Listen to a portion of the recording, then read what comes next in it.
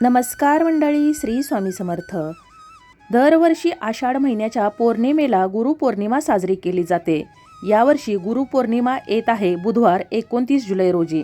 ज्योतिषशास्त्रानुसार हा दिवस थेट गुरुग्रहाशी संबंधित आहे, जो ज्ञान, बुद्धी, शिक्षण, सद्गुण आणि उच्च प्रतिष्ठेचा देव मानला जातो. हिंदू पंचांगानुसार गुरुपौर्णिमा 28 जुलै रोजी सायंकाळी 6:18 सुरू होत आहे आणि 29 जुलै रोजी रात्री 8:05 संपणार आहे. त्यामुळे ही पौर्णिमा उदयतिथीनुसार साजरी केली जाणार आहे. जर तुमच्या कुंडलीमध्ये गुरुग्रह कमजोर असेल आणि तुम्हाला तुमच्या जीवनात सतत अडथळे येत असतील, तर असं मानलं जातं की गुरुपौर्णिमेला केलेले काहीही पारंपरिक उपाय फलदायी ठरतात. विशेषतः ज्यांना बढती मिळत नाही, कामाच्या ठिकाणी समस्या येतात आणि अनावश्यक आर्थिक नुकसान होत आहे, त्यांच्यासाठी या दिवशी काही महत्त्वाच्या नियमांचं पालन करणं सर्वोत्तम ठरते. तर या गुरुपौर्णिमेला 4 राशींचे भाग्य उजळणार आहे. आता या कोणत्या 4 राशी आहेत, त्याचबरोबर इतर देखील माहिती आपण या व्हिडिओमध्ये थोडक्यात जाणून घेण्याचा प्रयत्न करणार आहोत. तर व्हिडिओ शेवटपर्यंत पहा, जेणेकरून महत्त्वपूर्ण माहिती तुमच्यापर्यंत पोहोचेल. त्याचबरोबर चॅनलवर जर नवीन असाल तर चॅनलला सबस्क्राईब करा. तसेच व्हिडिओ पाहताना व्हिडिओला लाईक करायला देखील विसरू नका. जेव्हा 2 ग्रह एकमेकांपासून चतुर्थ आणि दशम भावात म्हणजेच 90 अंशाच्या अंतरावर असतात, तेव्हा केंद्रदृष्टी योग तयार होतो. या स्थितीत दोन्ही ग्रहांची ऊर्जा एकत्रित येऊन त्वरित आणि प्रभावी परिणाम देते.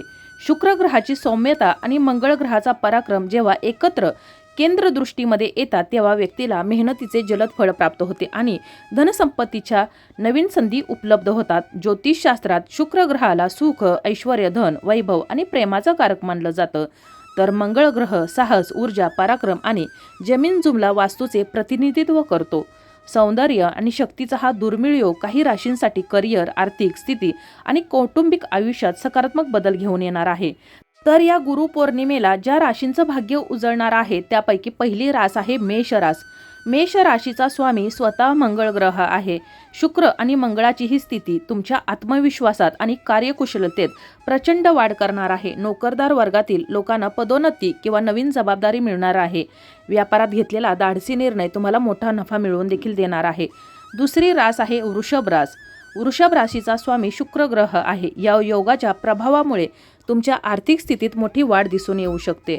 भौतिक सुखसुविधा आणि वाहन किंवा जमीन खरेदी करण्याचे योग बनत आहेत.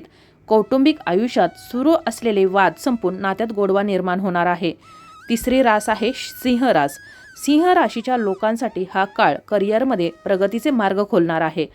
कामाच्या ठिकाणी तुमच्या कामाचे कौतुक होणार आहे आणि मान सन्मान देखील वाढणार आहे. जर तुम्ही बऱ्याच काळापासून एखाद्या नवीन प्रोजेक्टची किंवा गुंतवणुकीची योजना आखत असाल, तर त्यामध्ये तुम्हाला यश मिळण्याचे पूर्ण योग दिसत आहेत. चौथी रास आहे तुळ रास, तुला रास.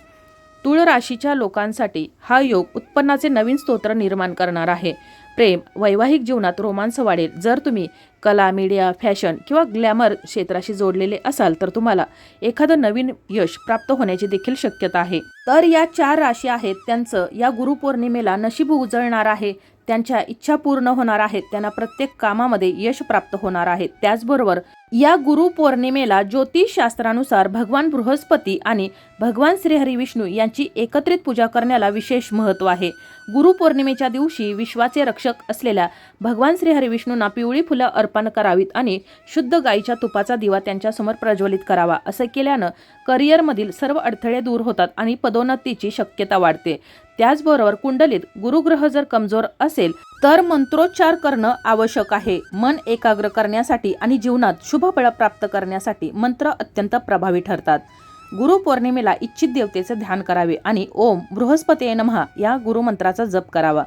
या मंत्राच्या जपाने कुंडलीतील गुरुग्रहाचा दोष दूर होतो आणि जीवनात नवीन सुदैव आणि सुखसमृद्धीचे दरवाजे उघडतात. तसेच श्री सत्यनारायण स्वामी व्रतकथेचे पठण केल्यानं घरात दैवी आशीर्वाद प्राप्त होतो.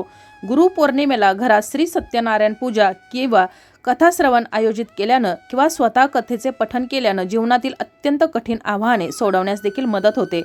यामुळे आर्थिक स्थैर्य आणि व्यवसाय व कारकिर्दीत अभूतपूर्व यश प्राप्त होते. तसेच गुरुपौर्णिमेच्या रात्री चंद्र पूर्णपणे तळपतो. या शुभ रात्री चंद्राला पाणी अर्पण केल्यानं विशेष लाभ मिळतो. पाण्यात कच्च्या दुधाचे काही थेंब मिसळून ते चंद्राला अर्पण केल्यानं मानसिक ताण कमी होतं आणि मनाला शांती मिळते. शिवाय देवी लक्ष्मीच्या आशीर्वादाने आर्थिक अडचणी दूर होतात, धनप्राप्ती होते. या साध्या परंतु पवित्र प्रथांचे पालन करून गुरुपौर्णिमेला दैवी आशीर्वाद तुम्ही प्राप्त करू शकता। गुरुपौर्णिमेला गुरूंची पूजा करणे, गुरूंचा वडीलधाऱ्यांचा आशीर्वाद घेणे, पिवळ्या वस्तूंचे दानधर्म करणे आणि ओम भ्रू बृहस्पते नमः या मंत्राचा जप करणं शुभ मानलं जातं। तसेच शिक्षणात अडथळे, करिअरमध्ये विलंब, आर्थिक अस्थिरता, निर्णय क्षमता कमी होणे आणि वैवाहिक जीवनात अडचणी येणे ही काही सामान्य लक्षणं मानली जातात। हा दिवस गुरुग्रहाशी संबंधित असल्यामुळे उपाय, दान, जप आणि पूजा करण्यासाठी हा अत्यंत शुभ मानला जातो। त्यामुळे ज्ञान, भाग्य आणि प्रगतीची प्राप्ती होते। तर अशा प्रकारे आपण या गुरुपौर्णिमेला कोणत्या राशींचे नशीब उजळणार आहे, कोणत्या राशींना फायदा होणार आहे, त्याचबरोबर या गुरुपौर्णिमेला कोणते उपाय करावे, त्याचे काय फायदे आहेत याविषयीचे तसेच इतर देखील थोडक्यात माहिती जाणून घेण्याचा प्रयत्न केलेला आहे। तरी देखील तुमच्या जर काही समस्या अडचणी असतील तर तुम्ही मला कमेंटमध्ये विचारू शकता।